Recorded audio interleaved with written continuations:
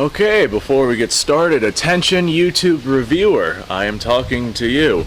This is a semi-automatic rifle, not a full automatic rifle. This is not a machine gun, this is not an assault rifle of any kind. This is a semi-automatic sporting rifle. And the magazine being used inside of this rifle is a 20-round magazine.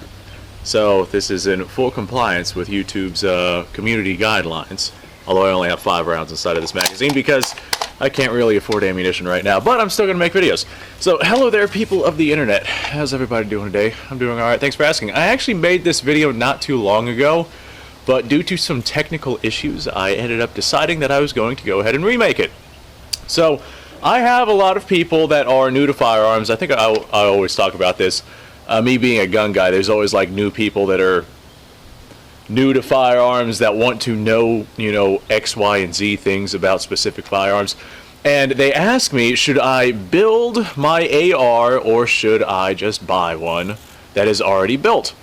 And the reason why they would want to build one is because they are under the impression that whenever you build an AR, it's going to be a lot cheaper than it would be if you were to buy one already assembled. And back in the day, that was the case, but that's no longer the case nowadays.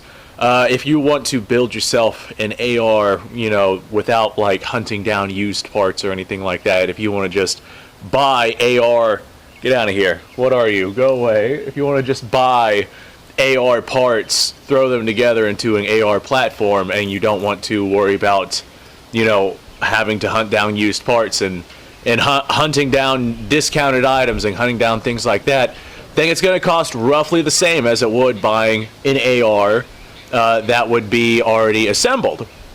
And I always recommend whenever somebody has no experience actually building ARs, I recommend that they buy one that's already been built, because there's a lot of harmonics in these things that really have to be fine-tuned in order for the rifle to run properly. We'll go ahead and touch on that here in a second. But these people think that just because they know how it operates, they looked up, how to build one, how it functions, how something like that, they'll just go online and they'll buy all of the different parts that they need, right? And sometimes they'll even just buy a complete up or a complete lower, throw them together and call it their own build. But whenever they're not doing that, they'll go online and they'll just find the cheapest possible alternatives for all sorts of stuff, and they'll just throw together this rifle out of whatever parts it is that they could find that was at the lowest possible price point. And you'll have something like, so we had some issues with this rifle whenever it was first built. The bolt was not cycling back far enough to eject a round and to put a new round from the magazine into the chamber. And that normally tells me, especially with the long gas system that we have in this thing, that perhaps the buffer spring is a little bit too heavy for this system to be able to run, and that's just one of the things that you run into whenever you're building a rifle. If you don't know what to pay attention to, then you're going to run into little minute issues like this. But since this gas system is so long, a lot of your shorter gas systems, how do I explain this? This platform was originally designed for, a specific length gas system, but due to convenience and due to ease of use, thank you, Kevin. Over time, in the modern times, we have like shortened the gas system, turned it into like carbine length rifles. We've made the gas system a lot shorter, the barrels a lot shorter, just the entire AR system a lot shorter and more compact, because people seem to like it better and it's more comfortable, more convenient to use, better for storage, it's lighter weight, etc., etc. There's a lot of reasons why you would want a shorter version of a rifle. This isn't exactly a new concept. It's been going on for a very, very long time. But whenever you shorten the length of your gas system, your bolt carrier is going to open sooner than it's supposed to, and the pressures inside of the chamber might still be a little bit too high for this thing to reliably cycle, especially whenever you're using steel case ammunition as opposed to brass case ammunition, because steel case doesn't expand and contract with the effectiveness that brass does. So while the steel is still expanded, that bolt carrier is going to start opening, and you start having reliability issues, and just there's a lot that plays into with the gas systems inside of these rifles. And whenever you have a gas system that is pushing the bolt carrier group and bolts back into the buffer tube here, on a shorter gas system, it's going to push it back a lot harder. So a lot of times people will throw in a heavier buffer spring to try to compensate for that bolt carrier group and bolt being thrown back into the buffer tube a lot harder than it's originally supposed to be. So whenever we have a nice long gas system like this one right here, I'm not sure if this is a mid or a rifle length, I'll have to measure it out, but whenever you have yourself a nice long gas system like this right here and you have yourself a heavy buffer spring inside of your AR platform, that bolt carrier group is not being thrown back with the force that is intended for that buffer spring, so it's not going to travel as far back as it's supposed to. That right there is the prediction that I had whenever we were making this rifle, and that's what we were getting. Buffer spring was a little bit too heavy for the situation that it was that we were actually dealing with. But see, I knew what to look for because I've been dealing with AR builds, you know, for quite a while. I just know how they tick. But long story short, if you are not a connoisseur of building rifles, I mean, if you want to build one, then by all means, I absolutely recommend that you learn how to build one. But if you're wanting to build one specifically because you think it would be cheaper than buying one that's already built, then, you know, don't waste your time and don't risk the rifle not functioning because something in there is not quite the way that it's supposed to be. Don't risk, you know, perhaps the rifle being dangerous because maybe you missed something. Don't risk the many different things that could possibly go wrong with a rifle build if you don't know what you're doing and you're literally just looking to save a few dollars, because it's not going to happen. There are a lot of budget AR-15s that are very, what's the word I'm looking for? Reliable, especially compared to the amount of money that you are spending. A lot of these budget AR-15s, especially if you're running good quality ammunition through them, will run the ever-living daylights out of whatever it is that you're wanting to run. And they are not necessarily the most accurate, especially down at that price point, but they are accurate enough to be used for any legitimate practical purposes, except for like long-range competition shooting. I would recommend getting yourself something that's not a bottom barrel budget AR if you're going to be doing something like that. But if you're looking for defensive purposes, there's a lot of ARs out there that are well within the price range that you would be spending to build your own. So if you want to build your own just so you have your own AR build, then by all means you guys go ahead and you go for it. But like I said, if you're wanting one just to have one, get one that's already built. You're going to spend roughly the same amount of money. So this one right here, this one is a build. Obviously, it's made to be sort of an M16-esque style AR platform. Obviously not an exact replica of an M16, but it's close enough to where when people look at it, they're like, all right, yeah, I see at least what it is that you're trying to go for. You're going for a retro look. So we have a KP 15 lower on this thing and a PSA upper on this thing. Obviously, the PSA upper is rigged up to look like a retro style AR platform. The upper receiver does not have a forward assist, which would normally be right here on the side of the receiver. I went ahead and I got the carry handle that attaches to a Picatinny rail on this thing. This way I can mount an optic to it down the road if I ever feel like doing that. I don't really foresee me doing that because I like the idea of having a retro rifle, and I've got other rifles that I can mount optics to, but I like having the option to be able to do that just in case. Now, whenever this AR had first been built, we were not able to get it to cycle even a single round.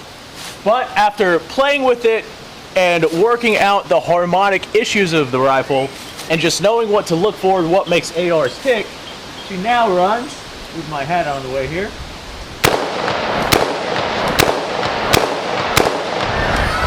she runs very well. Thank you, Kevin. I appreciate that. Those who don't know who Kevin is, he's my peacock. I got 4 of them. They're all named Kevin. Perks if you know where that reference came from. The wind's starting to pick up out here. You know, I think I'm going to go ahead and make myself like a top 5 budget AR list at one point or another, just so people can go ahead and check it out. I feel like that would be a video that would do really well. And I have a lot of experience with budget ARs because I don't have a lot of money to spend on higher end ARs. So just what I acquire is a bunch of budget ARs, and I got friends with budget ARs, and I've got a lot of people with budget ARs. Well, not really budget ARs, but you guys get what I'm trying to say. They're not like top tier ARs. Yeah, that's what I'm trying to say. I need more ammo. Alright, YouTube, still using that 20 round magazine. This right here is my Delton DTI 15. I think this is their Echo 16 series. I believe that's the designation, but I'll double check that. If I'm wrong about it, I'll put up some sort of text talking about what this thing actually is. You guys have seen this rifle on my channel plenty of times. This is not a build. I bought this as a complete rifle, and the amount of money that I spent on this, I would have spent roughly the same amount on building a rifle that is very similar to this. With the different ARs that you can buy on the market today, and just how flooded the market is, and how many people are making these AR rifles, they're all roughly similarly priced, but the components of the AR come out to roughly the same price as well. There's very, very little that you have to actually pay in order to have the rifle assembled. If you feel like getting all the parts and assembling it yourself, by all means, you go ahead and you do that. But this right here is one, like I said, that I bought right out the gate, and I threw a magazine in it, and it was running immediately. Typically, companies that are selling these ARs like this, with very, very few exceptions, they basically know what they're doing. These rifles have been, being made for a very long time, and the kinks and whatnot have basically all been worked out. And anyone who wants to go about making these rifles basically knows everything it is that they have to actually do with the rifle in order to make that happen. So this right here, like I said, is my DTI 15. I bought this already ready to go, and she is obviously a much more modular build. This is a modern AR style platform as opposed to the M16S build. This right here, M-LOK system, Picatinny rails. I got a flashlight on this thing. We got iron sights on this thing. Picatinny rail runs along the top of the receiver, so I could always throw out for a optic of some kind if I ever felt like doing that. Telescoping buttstock, external magazine, so I could throw on whatever it is that I feel like having. We got a heavy barrel on this thing, really helps with maintaining accuracy over prolonged fire. Besides that, there's not much more bells and whistles that I have on this AR. It's just a modern modular AR. Definitely a good thing to have, especially nowadays.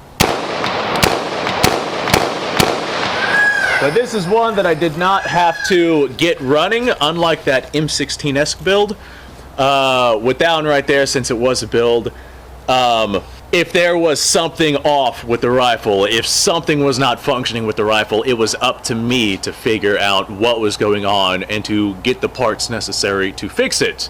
With something like this, if I buy this brand new and something's not working out of it, I just go up to, the dealer that I bought it from, say, hey, this ain't working. Fix it. And they'll go ahead and handle the headache of diagnosing and figure out what's going on with it. And typically people that are building the rifles, especially full-on companies like this that are building the rifles, they know exactly what to look for if something is not functioning properly. But most of the time, unless you get yourself like a lemon with a manufacturer's defect or something like that, they're going to function flawlessly. Alright, after setting the Delton next to the M16, I'm very confident in saying that the M16's gas system is a full-length rifle gas system, because the Delton's got a mid-length and it is shorter.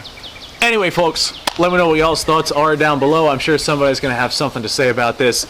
If you are a connoisseur of building ARs and you know exactly what to look for, how to, do everything with them, then by all means you go ahead and you build yourself as many ARs as you want. I don't really care if you decide to go ahead and do AR builds as opposed to buying them.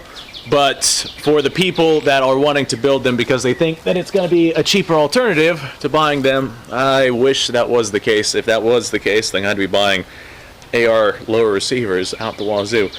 But that is unfortunately not the case. So thank you, Kevin.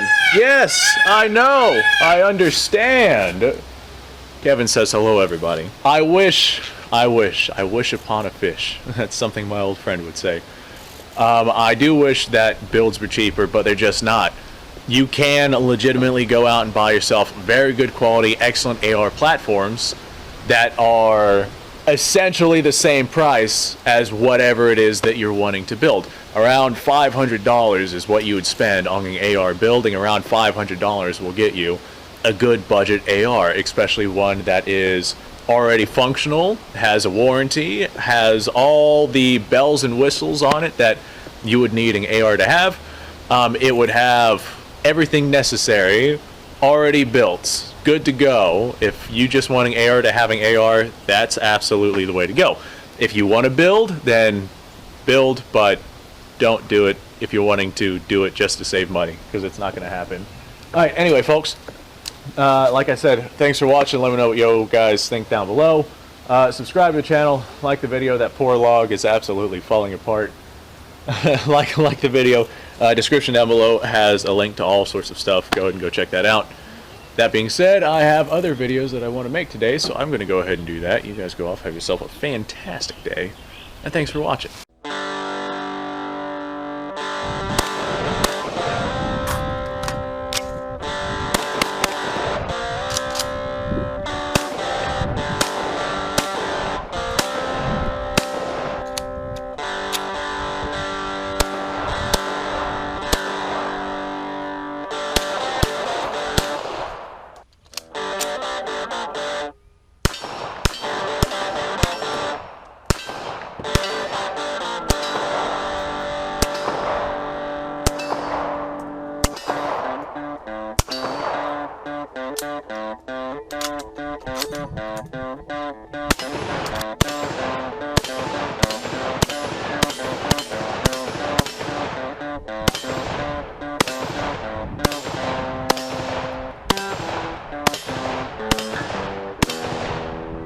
Been a little while since I've done this.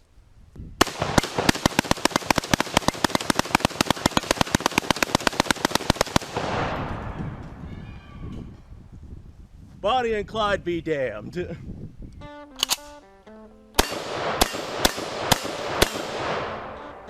Poor man's Garen.